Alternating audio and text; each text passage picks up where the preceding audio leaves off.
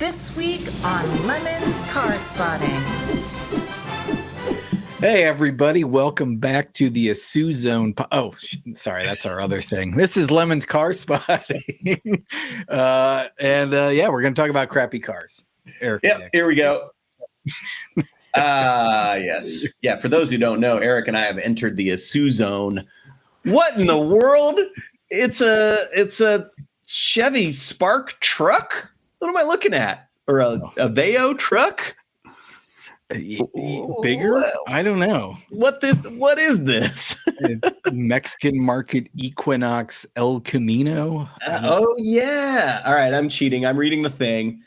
It's the Tornado RS. And yes, Mexican market. You know, the MDM is sort of an underrated thing.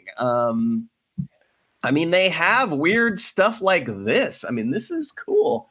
So what is it based on? Chevy Tornado has a blah, blah, blah. Tornado / Montana. It's based on the Chevrolet Agile. You know. Okay. Which is a South American thing. Dude. All right, whatever. We don't know what this is or how big it is. Is it the size of an Equinox? Is it the size of an Aveo? We don't know, but it's the classic actual car truck that we always, as Americans, lament that we don't have anymore. Apparently you just got to go down to Mexico to get one.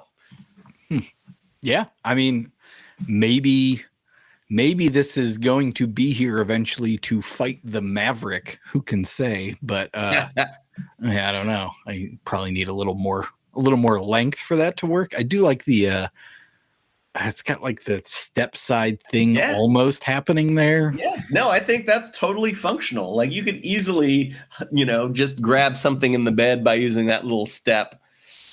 I do worry that doing any kind of maintenance with the hood shape that way might be a complete nightmare. Yeah, that is possible. Hood. Although I'm sure that's also shared with whatever car this is based on. Oh yeah, it's the Chevrolet Agile. I forgot. Yeah, the Agile. Yeah. All right. Or is it Agile? I don't know. Yeah. Okay. Next up. Oh, AMC. I think this is a Javelin, but it might be an AMX. I can never really tell the difference. I know the AMX is a 2-seater. Looks like this might be the shortened AMX version of the Javelin. Wow. How does it get to this state? Like, how does that happen? It's not all rust.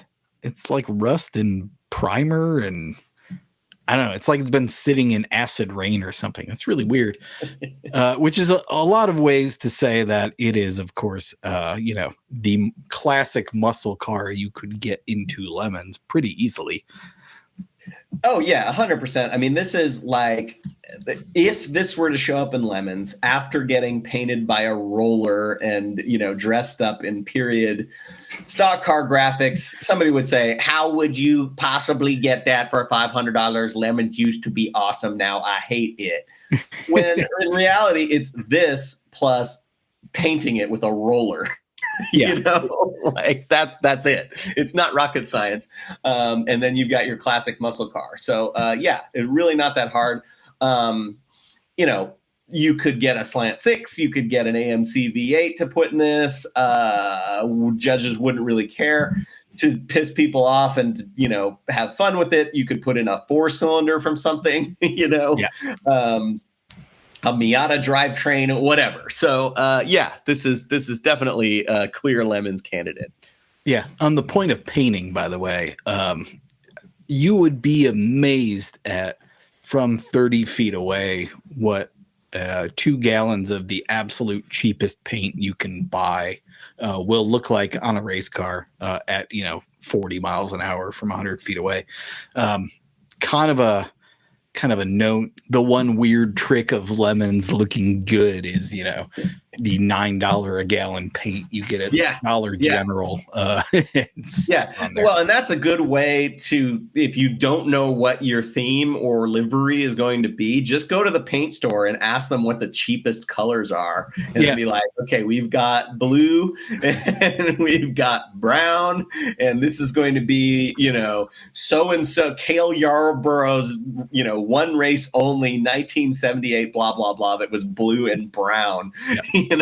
So it's you can find inspiration by shopping for the bargains. Home Depot has the cast off paint that you can use too. Right, exactly. Okay, next up, oh man, neat. God, I'm bad with these sort of little delivery trucks. I think this is a Chevrolet. I have no idea, but it's amazing. It's amazing. The window treatment is super cool. Yeah. The little sort of, this is like, oh, we've got these pieces of glass, but that only gets us to here. And then we need to bring it back to the car somehow. So we'll just angle it backwards. But the overall effect works somehow.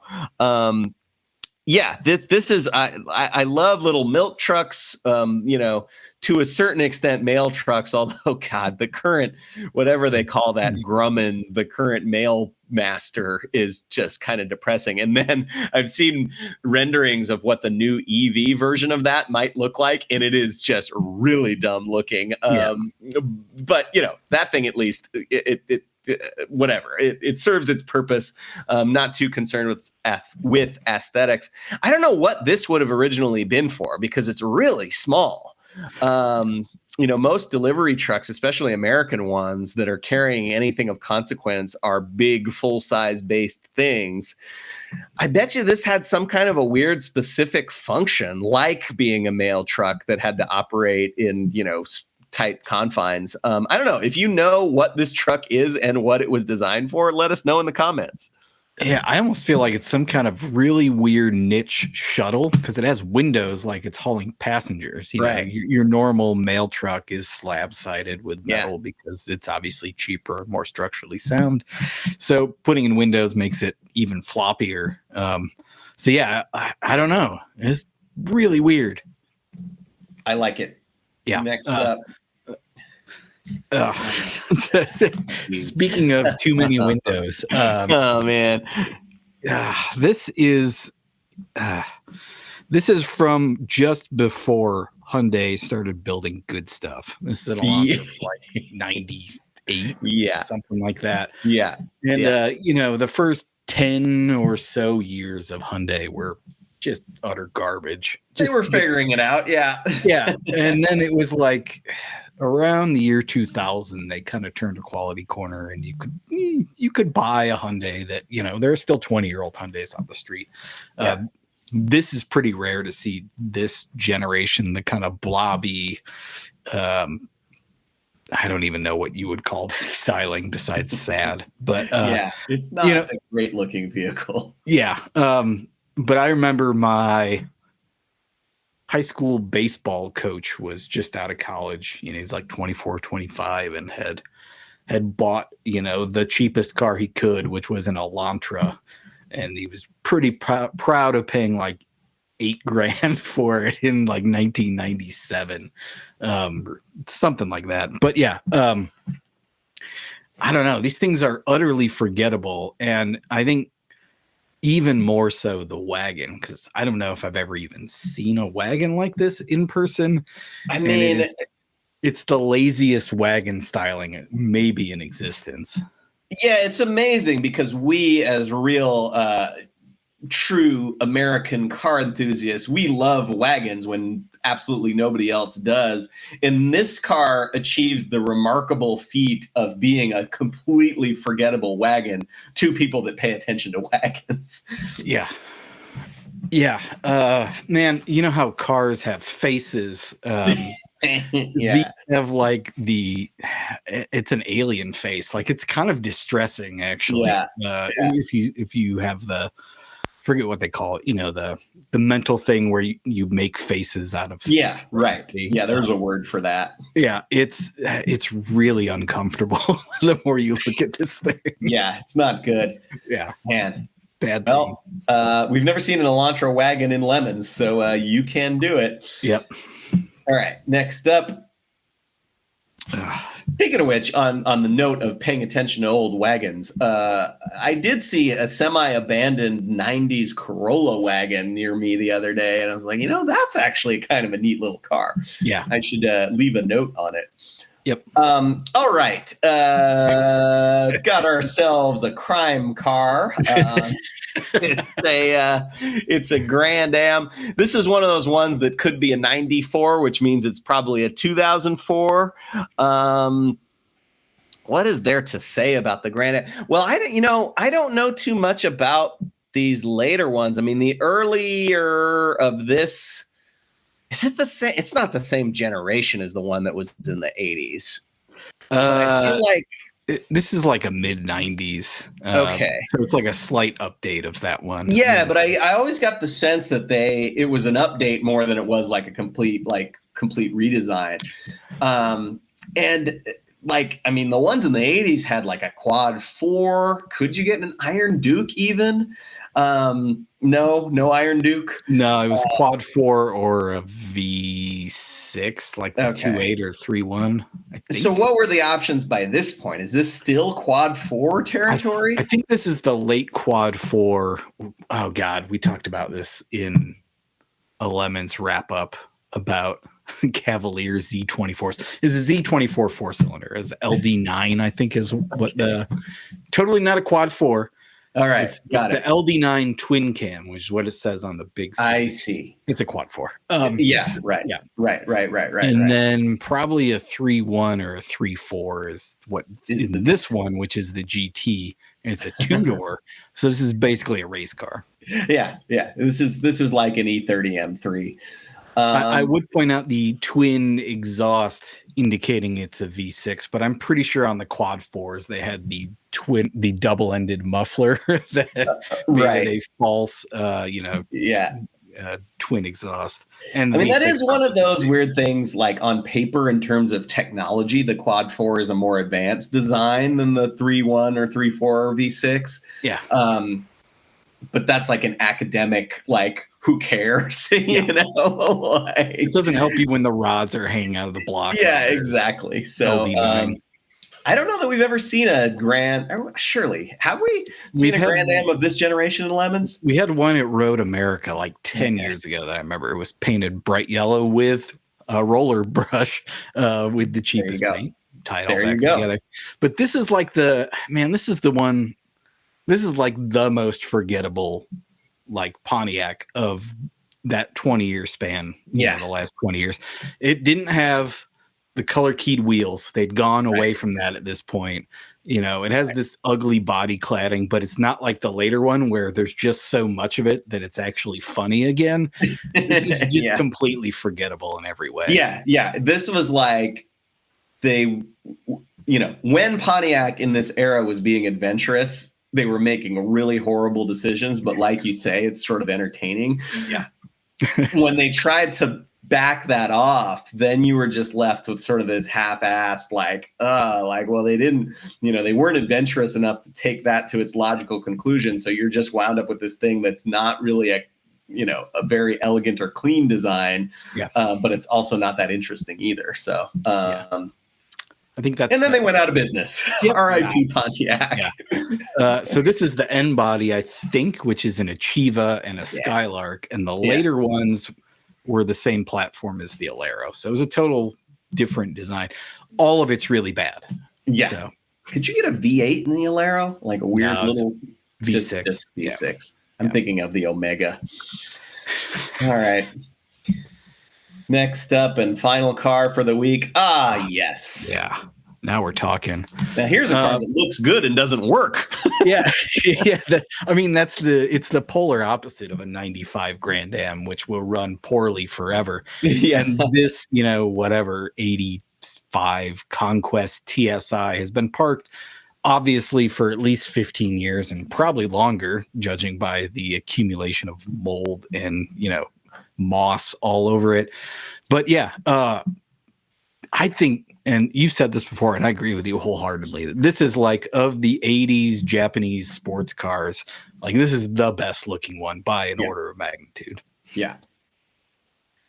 Horrible engine though. Yeah, well, that's the thing. So in our market, it was a 2.6 Astron, which was not a good motor. It had several just inherent flaws. Like it wasn't one of those ones like, oh yeah, you like fix this and fix that, or there's make sure to get the such and such brand thermostat, otherwise blah blah blah. No, it had like the cylinder heads would just crack, and like, I don't know what you do about that aside from, creating your own billet casting for the 2.6 Astron. Of course, what people do instead is they swap in Mitsubishi 4G63, which I wouldn't call that necessarily a reliable motor, but at least it's like well supported by the aftermarket. You can make a lot of power, or just put an LS in it and be done with it and have a super awesome little, mini Corvette type situation, which that's probably the route I would go. Yeah, I think that's the semi-smarter route. Although, we've talked to Dan with My Fair Lady Mopar and the 4.7 liter Power Tech V8 might actually be the magic bullet for this thing. Works really well in a Z31. So, well, and according to Dan from My Fair Lady Mopar, he's a Chrysler tech and started to see those motors come in with these overheating problems, which I think is what they're known for. And he took one apart, was looking at the coolant passages and was like, oh, well, this one's got it's like jammed up with something. That's why it's overheating. And so he took a chisel and tried to chisel this thing off, and a big chunk comes off. And he's like, oh, well, I've totally ruined this guy's block now. Then, according to him, it's like, no, actually, that was casting sand. It was just left over from the manufacturing process. And now that I've gotten rid of it, the coolant passages work fine. Yeah. And this is a trick that he's applied to his Lemons 4.7, which needed that mod, if you were to call it that, when he bought it from some dude's junked Dakota or whatever it was. And it's been running great, relatively speaking. So yeah, that's talk about the one weird trick. I mean, that's the most Chrysler thing ever. Like, oh yeah, just get rid of the extra casting stuff that they left in the motor, and then it will work fine. Yeah. So if you've got a 4.7 or an access to one, boroscope those coolant passages and have your super long screwdriver ready, and your path to domination is clear. There you go. Well, let's move on to the hooptiest. I mean, there's some seriously hoopty stuff this week. I mean, a minty Elantra wagon, pretty far up there. A Conquest that's been parked since 1999. But I'm going to go with the thing that we don't have any clue what the hell it is. One of the two things we have no idea what the hell it is, and the weird little delivery van with all the windows. Yes, it's so weird. The styling's so awful, but cool at the same time. It's got glass. No idea what the hell this thing's for, but it's amazing. And it was spotted by One's Fast and One's Furious, which is a Lemons Rally participant on the Retreat from Moscow rally. So well done in the middle of a rally to spot that thing. It'd be a great rally vehicle, by the way. It would be a great rally vehicle. I feel like it would be difficult to make into a Lemons race car just because you are the crush zone sort of Volkswagen bus sort of fashion. But yeah, this thing's awesome. Would love to see it running in some kind of Lemons capacity, but maybe not a race. For the race, I've got the Lemons build this week. I'm going to go back to the other car, which we don't know what it is, which is the Chevy Tornado RS. Yeah. We like car trucks. We like weird stuff that we've never seen. And like I said, the Mexican domestic market is an interesting source of weird Lemons cars. I mean, the most obvious one, and by most obvious, I mean the weirdest one that we picked out because we're car nerds, would be the VAM Lerma, which is a license-built AMC. What is it? An AMC Eagle Concorde that was built in the Mexican market for long after it was gone in the States. They got all kinds of weird stuff down there. There's French cars you can get that were sold in Mexico that weren't sold here. Weird car trucks.